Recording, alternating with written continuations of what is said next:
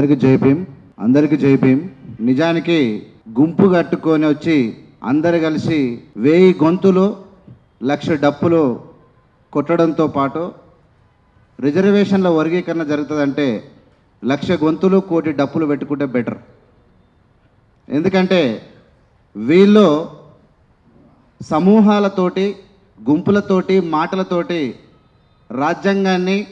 రాజ్యాంగంలో ఉన్న అంశాలను మార్చొచ్చు అనుకోవడం మూర్ఖత్వమే అయితే తప్ప ఇది ఒక రాజ్యాంగానికి సొల్యూషన్ కాదు.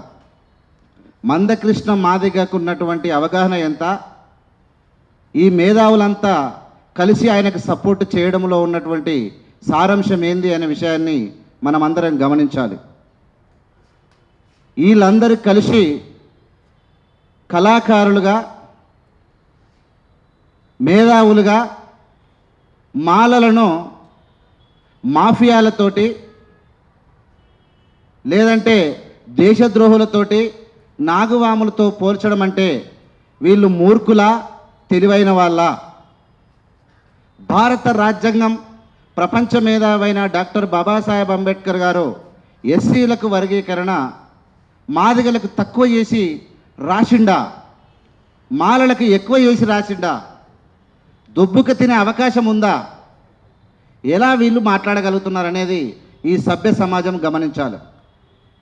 సుప్రీంకోర్టు తీర్పు ఇవ్వడానికి 30 సంవత్సరాలు గజగజ వణికిపోయింది. ఎన్ని పార్టీలన్నీ కలిసి ఎంతమంది జడ్జీల కాళ్ళు మొక్కినా ఎవడు కూడా తీర్పు ఇవ్వలేకపోయాడు. కారణం ఏంటంటే రాజ్యాంగంలో రిజర్వేషన్లలో వర్గీకరణ లేదు. వర్గీకరణ లేనప్పుడు ఈ నరేంద్ర మోడీ తొందరపడి నాలుక కరుచుకొని పరిశాన్లో పడ్డాడు.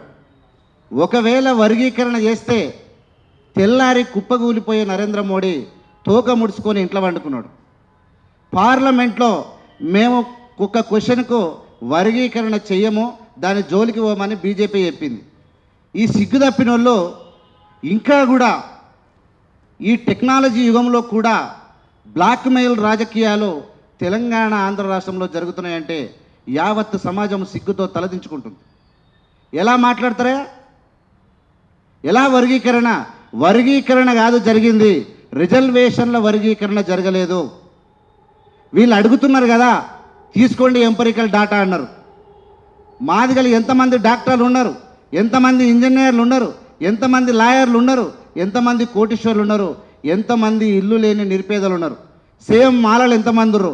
పేదలను గుర్తించమని సుప్రీంకోర్టు చెప్తే తీర్పు వచ్చింది, తినకాడి బుక్క గుంజుకున్నారంట.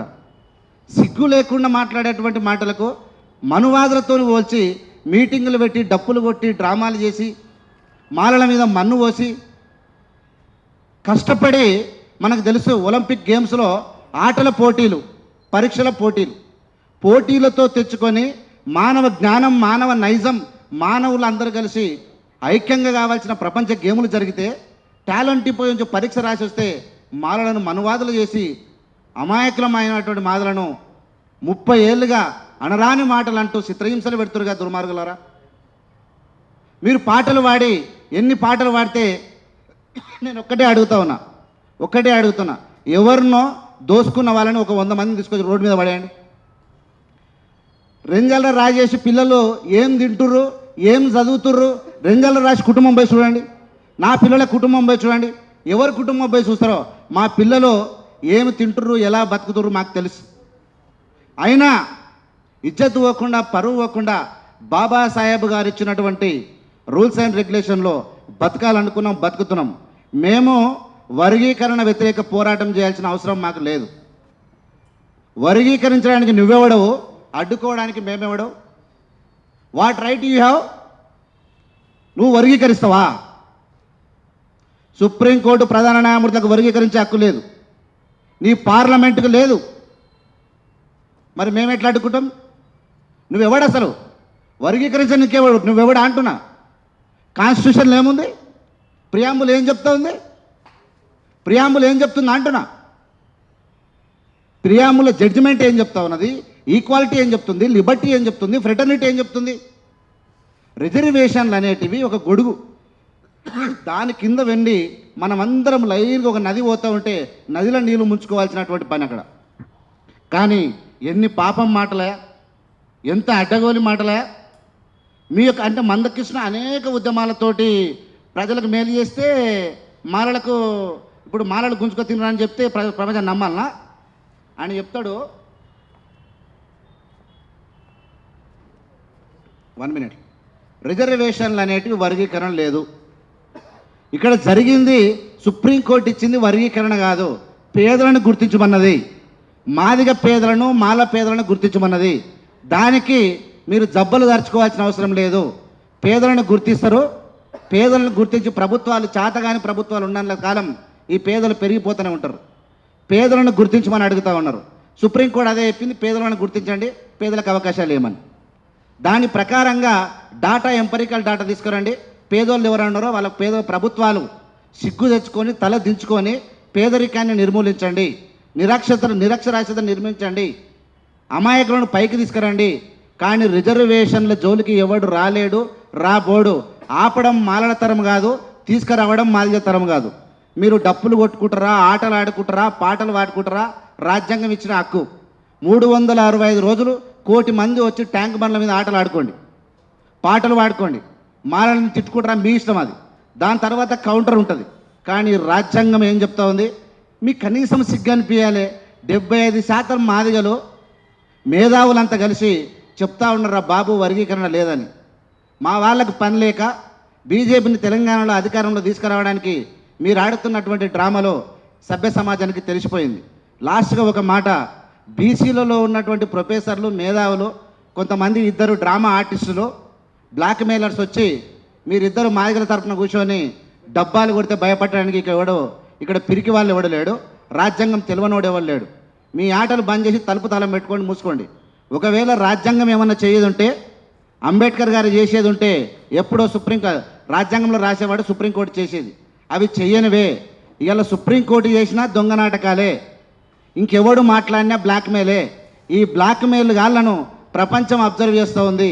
మీ కథలు ముగిసిపోతాయి. లాస్ట్కు తలుపు తాళం పెట్టుకొని ఇంట్లో వండుకునే వరకు మీరు ఎంత ఎగిరితే అంత పరువు పోతుంది తప్ప ఇంకోటి కాదు. ఖచ్చితంగా మేము ఎంజాయ్ చేస్తూ ఉన్నాం. మాదిగా యువకులు ఎవరైతే పాటలు పాడుతుర్రో, ఎవరైతే డప్పులు కొడుతుర్రో వాళ్ళ మ్యూజిక్ని, వాళ్ళ పాటలు మేము ఎంజాయ్ చేస్తూ ఉన్నాం. We are loving them, we support them. ఖచ్చితంగా వాళ్ళ టాలెంట్ని మేము అభినందిస్తాం.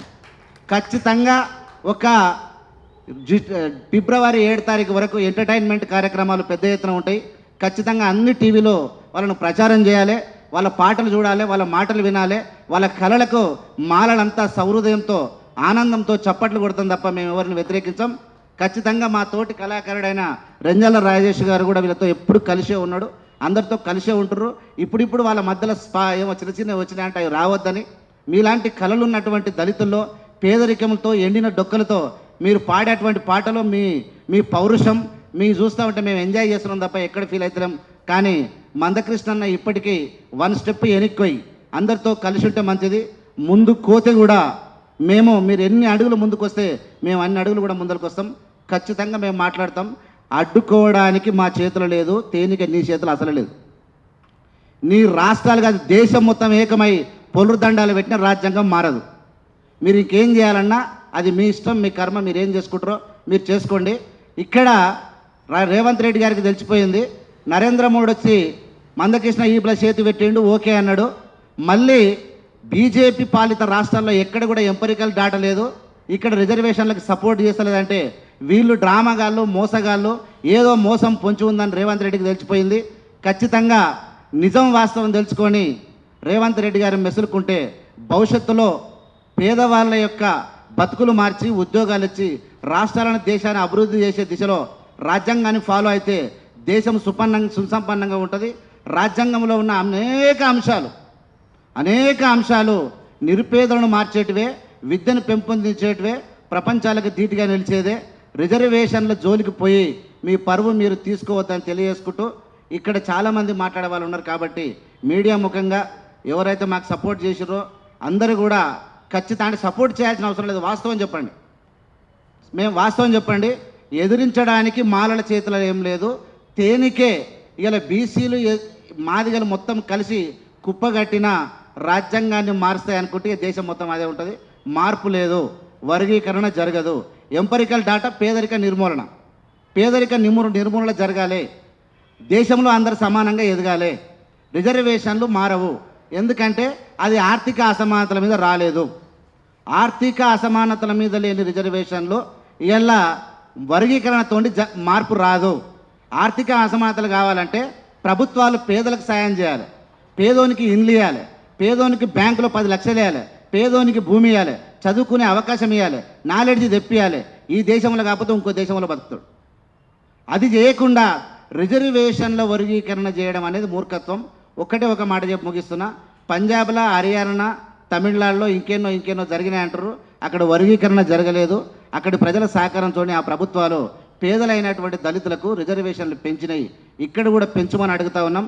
30% పెంచండి, 25% కాకుంటే ఈ దేశంలో పేదరికాన్ని నిర్మూలించండి. మాలల కన్నా మాదిగలను ఒక మెట్టు ఎక్కువ ఉంచడానికి రిజర్వేషన్లు పెంచాలని ప్రభుత్వాలను డిమాండ్ చేస్తాం. We demanding from this press meet respected Narendra Modi and respected Chief Minister of Telangana, try to increase reservations up to 25%. There is chance to overcome and reduce the poverty and illiteracy. It will be the fruitful to our country. It will be the fruitful to our state. This is our request to the Chief Minister and Prime Minister. And ఇక్కడ ఎవరెవరైతే ముఖ్యంగా గిట్టలు మాట్లాడి మా అన్నలంతా సమాధానం చెప్పారు. మేము ప్రత్యేకంగా ఇవ్వాల్సిన అవసరం లేదు. వచ్చిర్రు, మాట్లాడిర్రు, పరువు తీసుకురు. ఇంకా మేకపోతు గాంభీర్యాలకు పోవద్దని విట్టలకు మరియు పృథ్వీకి చెప్తా ఉన్నాం. మాలలతో పెట్టుకొని మీరు ఇంతో అంతో గౌరవం ఉండే ప్రెస్ మీట్లో మాట్లాడితే వినేది. మా దెబ్బకు మళ్ళీ మీరు కనబడరని నేను అనుకుంటా. ఇంకో రెండోసారి ఇట్లా పెడితే, ఎందుకంటే తప్పులను పట్టడం లోపల మాలల నిపుణులు అన్న సంగతి మీరు గుర్తుంచండి. మేము ఇప్పటికి కూడా నోరు తెరిచి ఇక్కడ మా వాళ్ళంతా కంట్రోల్ అయ్యారు. ఒక్క మాట కూడా మీలేక తెగిడిచి మాట్లాడలే. చాలా జాగ్రత్త చెప్తా ఉన్నాం. ఒక్కొక్కటి చూడడం మొదలు పెడితే మేము కొట్టుకుంటాం, తన్నుకుంటాం. మధ్యలో మీరు వచ్చి అనవసరంగా పరిచయం చేస్తే మందకృష్ణతో కొట్లాడతాం, పోరాడతాం, కలిసి ఉంటాం. మేము సిద్ధంగా ఉన్నాం. ఆయన వినకపోతే వినదాకా ఒప్పిస్తాం. మధ్యలో వచ్చి మీరు పుల్లలు పెడితే మీ కథ కంచికే అని తెలియజేసుకుంటూ, ఖచ్చితంగా మీడియా మిత్రులకు అందరికీ సహకారం చేసినటువంటి మీ అందరికీ కూడా ధన్యవాదాలు తెలియజేసుకుంటూ మీ అందరి దగ్గర సెలవు తీసుకుంటా ఉన్నాం. జై హింద్, జై భీమ్, జై భారత్. భారత రాజ్యాంగం వరదిల్లాలి. ఇక ఒక్కటే ఒక అంశం ఏంది, ఒక్కటే ఒక అంశమాలి. అమిత్ షా రాజ్యాంగాన్ని, అంబేద్కర్ గారిని అవమానపరిస్తే ఒక పాట వస్తలేదు, ఒక మాట వస్తలేదు. మరి గుండెల్లో రాళ్ళు పెట్టుకున్నారా? గుండె అంటే మనసును మార్చుకున్నారా? లేకుంటే రాజ్యాంగం మీద ఫలాలు తింటారేమని ఏమైందో మీరు ఎక్కడ దిగజారిపోయారో, ఎవరి చేతుల్లో మీరు పావులుగా మారి అనేది త్వరలో మేము వస్తాం. ఆ విషయాన్ని కూడా కూలంకుషంగా మా మిత్రులందరూ మాట్లాడతారు. Thank you very much.